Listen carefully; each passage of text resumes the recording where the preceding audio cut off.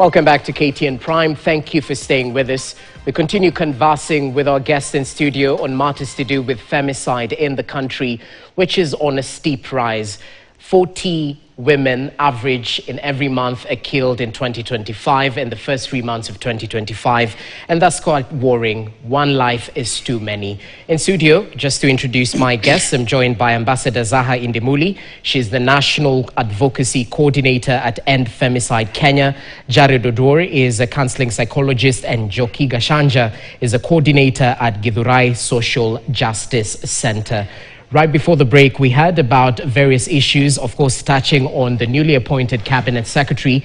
And of course, she has her work cut out for her in terms of changing the perspective of Kenyans and in terms of her deliverables within the ministry, bearing in mind that so much death is occurring based on gender-based violence. Jared, I'd like to begin with you at this juncture because there are many forms of femicide. Kindly break it down to us, but equally talk to us about the triggers, and do men equally find themselves on the receiving end, being victims and not perpetrators? Wow, thank you so much. But again, even as we were ending, there was something, a debate that was just quite intense. Feel free to chime in. Wow, I'm not an activist, but again, I'm also an activist on the other, on the other side of psychological matters. Okay. I think some things we need to be sensitive when we are airing them out, and this is quite unfortunate from the leadership. And, you know, it will trigger a lot of emotions. Already we are somewhere that is not very comfortable with us, even as a nation. And a lot of triggers are there, but they end up in the psychological aspect. People are not very comfortable with so many things. So we must be very sensitive when we are talking about issues, matters touching humanity. And we need to be very humanitarian and we need to touch base with the field on the ground. So this has been this was very insensitive, and it needs to be condemned. In all ways. And as a matter of fact, we are also looking at even the same sentiments that were made. You look at the nation, we say that we are all sick. The leadership is sick, the society is sick, everybody is sick. So it calls for us to recollect ourselves and try to find out where did the rain started beating us. Yeah. So that is it. Okay, I would want to address this issue of femicide, that the question that you have asked, the forms of femicide. Yes. The first time that I was here, I really brought in the aspect and the genesis of femicide. But there's something very important that I said, where I mentioned when I was here, and I said that yes, we might be talking about the female, but we are not also sensitive about the male. And I think this journey, it is high time that now we look at both sides. That one is the psychological aspect. Because yes, I want to agree with the activists. Let's do as much as we can to voice out, because women are dying. Actually, it is affecting all of us. As much as it might seem that it's affecting the female gender, it's affecting the male. Jared, who is seated here, is a husband to a lady somewhere. Or a father to a daughter. A father to a daughter. Of course, I have 2 daughters. I'm a father to those 2 daughters. Jared is a brother to somebody who are my sisters. And Jared has a mother. So you see, the attachment is all around, that we cannot escape. We cannot leave the males on the other side, and we advocate for the female. But we need to think aloud in a manner that we bring all the parties together so that we move in the work. Yes, I know that the bigger brand falls on the female side, but femicide in its way, of course, like we said last time, it is more of what we really understand about it is more of a homicide issue. It doesn't come out clearly as femicide because we have been treating homicide in femicide. And that has been the dilemma that we have been facing all through. I would want to tell you even for free that even the statistics that you are giving now are not correct. Not correct in the sense that you are just dealing with what has been reported to you. But I'm telling you the bigger percentage that is lying on the ground has not been reported. No one knows about them.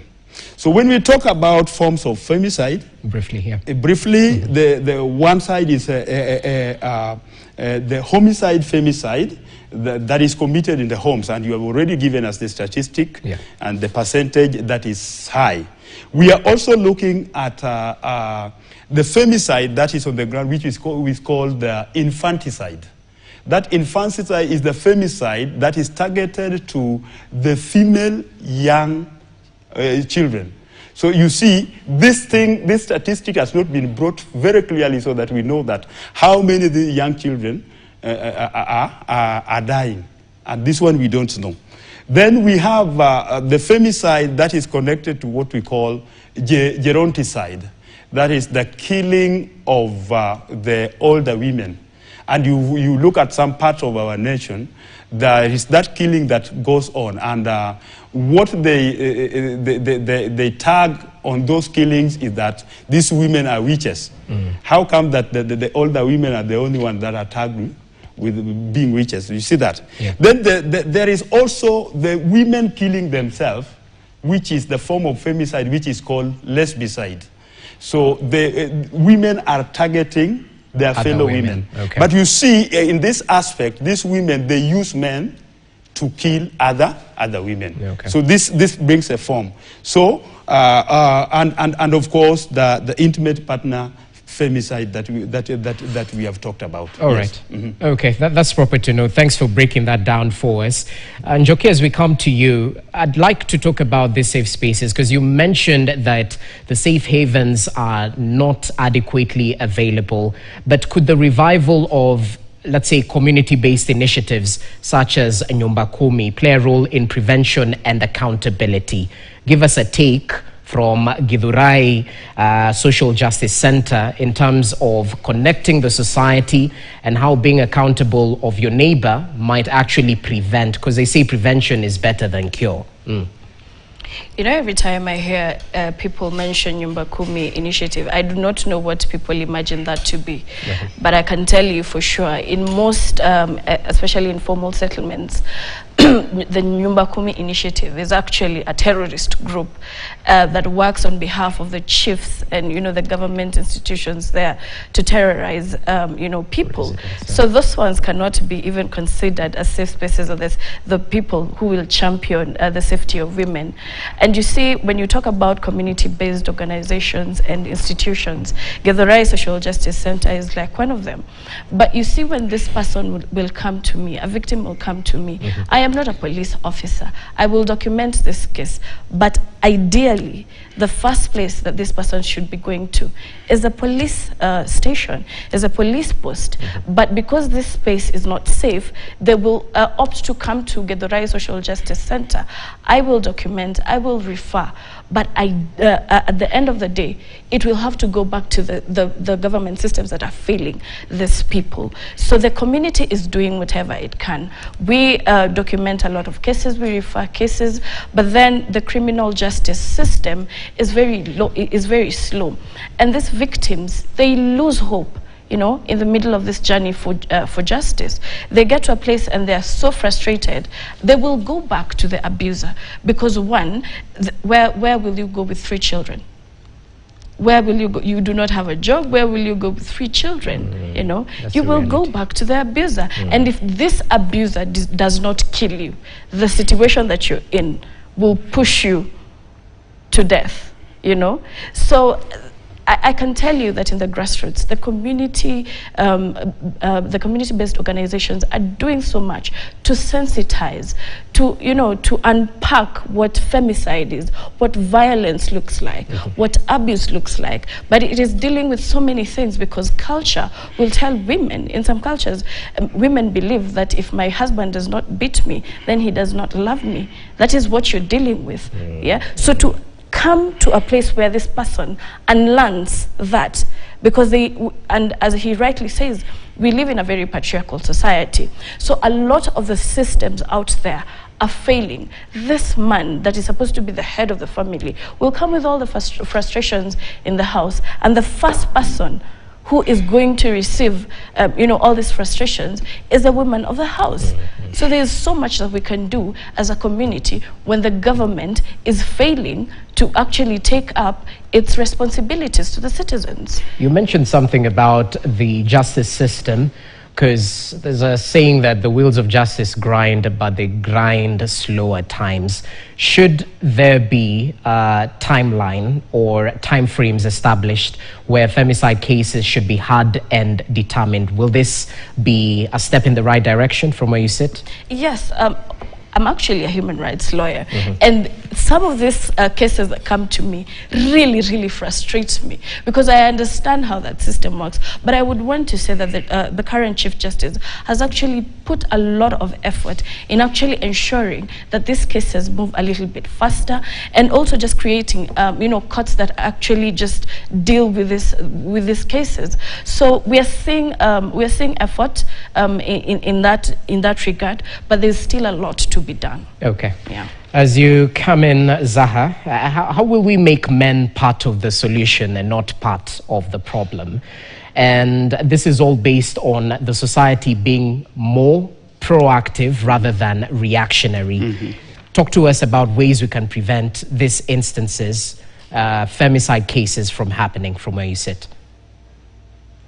That's very interesting, because I don't think men have been locked out from participating in this change. Neither have they been chased away by women from participating in fighting for our rights. And I think, just to carry on the conversation that has been shared by my colleagues, femicide is very long term. And femicide is not immediate in a system where violence is romanticized.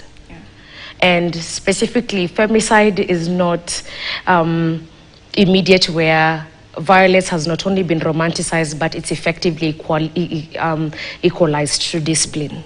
And when I talk about discipline, it's the fact that when we channel it back to the fact that if you go to any boys' school, the strongest, the bravest boy in the school is the one who could beat everybody. When, as a society, did we associate violence to strength? It trails back to the fact that when that young man goes back to society, the woman I can beat the most, the woman I can speak down on the most, that basically means that I am actually very much man enough. And we keep separating men from the matters of women issues, even when they are so complexly connected to women all around. Men don't find themselves in earth without their mothers. Neither do they bring life to earth without their wives. Neither are they able to procreate within the earth without their daughters. Then why do we alienate men from the discussion? It is primary that they're on the front line before us. Society has proven over and over again that men are the primary security factors of any society. When did we tell men to stop doing that? When did we convince men to be on the back end of women's violence? When did we prioritize them to continue causing the violence on the women? So I think for me the discussion moves from how do we involve men into the discussion into understanding when did men opt out? When did men feel separated from the understanding of peace and safeguarding communities, which are the children? We're looking in situations where in this very country defilement is rampant. Pedophilia is back. When did we convince our fathers to rape their daughters? When did we convince our uncles to rape their sisters? And all these systemic issues, and that's why I really like the fact that we've brought the systemic failures on it. It's the fact that there has been no separation. It's very much an anti-women's and an anti-rights movement narrative. It's the fact that we have made men feel as if they're separated from the discussion. Yet in that gap where a femicide victim lives, the man takes the brunt after that. It's a fact that you have to look at these children as your next cup of tea to drink, because you have to take care of not only yourself but also a society that constantly reminds you that your woman was murdered because you failed. And so that same young man comes to a society that quickly reminds them of their failures. So for me, I think it starts from the fact that we have to deliberately have a discussion with our young men, because 60% of the perpetrators are aged between 17 and 35. But also these are the same young men who are also unemployed. These are the same young men who can also not exist in the economy right now. So when this young man does not have a job to sustain his family, where does the brunt go? To the wife inside the household. So alienating this issue and making women stand on this side and men on this side, and we're looking at each other as if we're the worst enemies of the world. The first betrayal came from the fact that we convinced these two and more genders within our societies that they are against each other. There's absolutely no functionable society that exists without communicating that the human right of each and every human in a society is very much greater than the individual gender complexities that we have. So for me, I think it's not only a matter of calling men back to the trial of what being a man is.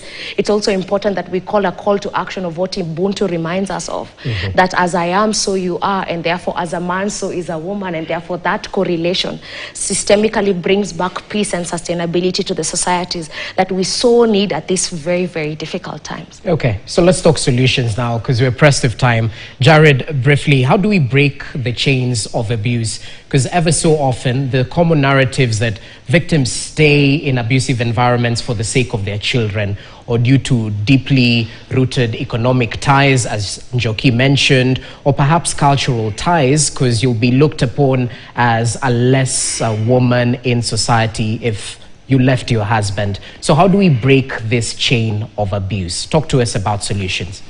I will start briefly by what I always want to avoid talking about. Policy and good laws. I love that. It's a language. It's a theory that everyone would want to hear and embrace. It can be on paper, but not executed. It's good, but implementation is the issue. Yes. I would start by saying, yes, let's make good policies, very restrictive and very punitive, that would get hold of anybody who perpetrates. And then there will be no compromise. But you know, this journey we must walk as a community and as a society. We must agree that where I come from, if I dare find my brother, my father, do some harm to any woman, I won't compromise that this is my father. No matter what, whether it's the breadwinner, whether it's what in the family system, whether we will bring about shame, I will not compromise to sit back and hear things that let go because this has been done. If we work together as a society, as a community, it would be good. What she said is also very right. Can we bring men on board and work together with them? Because again, you realize even in our conversation, it is patriarchal issues that are coming up. You see that? And so the way we have been modeled up as a society makes us deviate from the reality. And you see, once we deviate from the reality, we find that the one party suffers. Looking at even this approach, Jesse, you will realize that the upbringing of a society, and this is the danger that is looming ahead. The way we are being brought up, we are passing it from one generation to the other generation. When you talk about these gender issues, it didn't start yesterday. When you talk about all these GBV issues that is happening, it didn't start yesterday.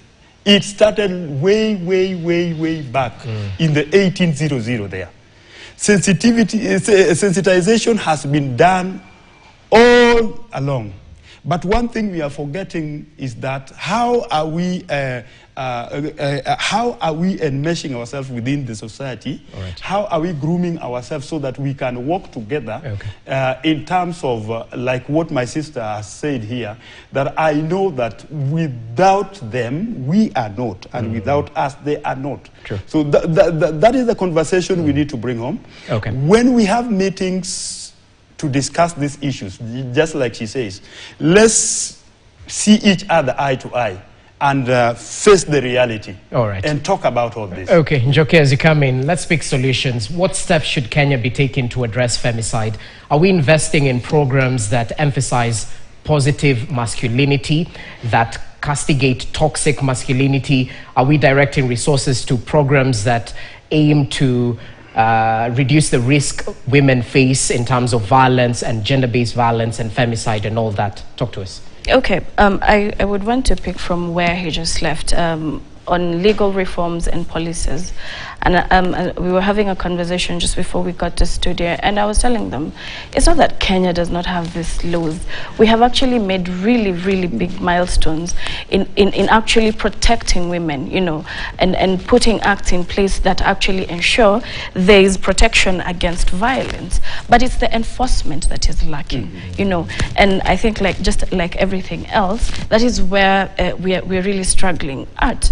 And right now there's a petition going round from Usikimi, and I think it's really, really important because it brings out a very intentional approach where he mentioned that femicide right now is actually handled as, you know, homicide, as murder, but the intentional recognition of femicide as crime and putting it in our laws will actually enable us to create a structure around what punishment then, you know, looks like, so that even when you're creating task force, it's not from a place of, you know, just throwing money and putting up committees that will not even, it is from an informed, you know, point of view. Okay. So at this particular point, we need to be very intentional about handling femicide and, you know, recognizing it in law, naming it so that we are able to deal with it. Okay. Yeah. That's noted. Your final comment. Speak to us about solutions. We've criticized, we've pointed fingers, but where does the solution lie from where you sit? Well, from where I sit, I see us still struggling to even understand the crisis we're in, but I think for me it's to implement and enforce equality as a way of value governance to create a system of equal justice and growth.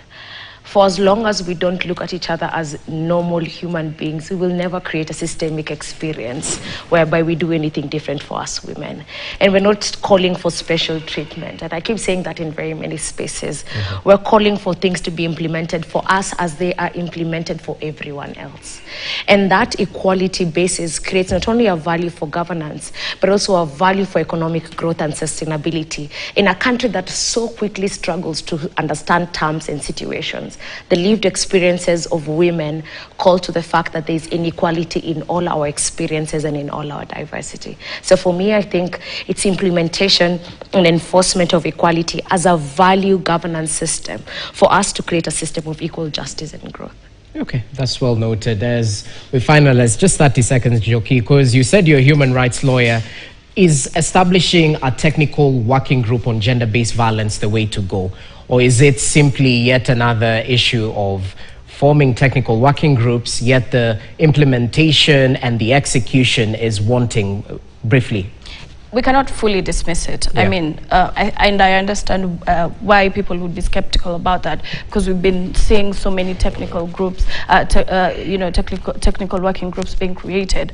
But this space actually, it created a space where those fast responders of gender-based violence and femicide got a chance to actually interact, you know, with the government agencies and tell their stories. We had grassroots community organizers, you know, and activists table, you know, their experiences and before them. Yeah. So we cannot dismiss it, but we need to get to a place where it actually works for the people. That's noted. And we'll be looking to take a look at the findings of that technical working group that was formed by President William Ruto. I think it's a 42-member working group, and some of the issues they have been able to canvass within the 3 months. Ladies and gentlemen, thank you so much for your time. This is a conversation that is ongoing. It doesn't end right here, bearing in mind that the femicide scourge is still with us. I don't know if I should say Happy Easter, but do enjoy your holidays. Thank you so much for your input right here. Ambassador Zaha Indimuli, she's the National Advocacy Coordinator at End Femicide Kenya. Jared Odori, it's always a pleasure to have you with us, counseling psychologist and equally human rights lawyer. Yes. Exactly. Human rights lawyer and coordinator at Githurai Social Justice Center, Njoki Gashanja. We equally appreciate your input. Looking forward to more deliberations on this very heavy matter that should be at the forefront in terms of our entry as a society and the country. My name is Jesse Rogers. On behalf of Ashley Mazuri and Preeti Janet, we have to say good evening, good night. Enjoy your Easter holidays. Bye-bye.